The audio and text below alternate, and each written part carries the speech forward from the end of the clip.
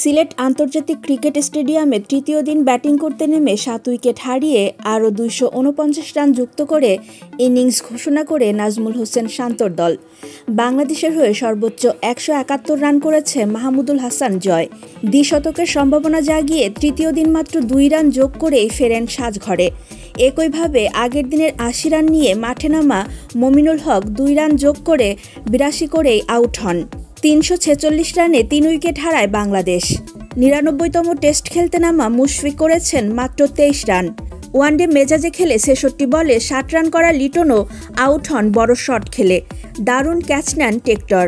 মুমিনুল, মুশফিক ও লিটন সবাইকে সাজঘরের পথ দেখান ফাইফার পূর্ণ করা হামপ্রেস। 523 রানে 5 উইকেট হারানো বাংলাদেশের অধিনায়ক নাজমুল হোসেন শান্ত তুলে নেন ক্যারিয়ারের 8ম টেস্ট শতক। তবে 100 রান করেই থামেন ম্যাকব্রাইনের বলে। দলীয় 545 রানে শান্তর বিদায়ের পর 561 রানে 17 করে আউট হন মিরাজও। হ্যামপ্রেসকে ক্যাচ দিয়ে তার বলেই চা বিরতিতে যায় স্বাগতিকরা 289 রান লিড নিয়ে।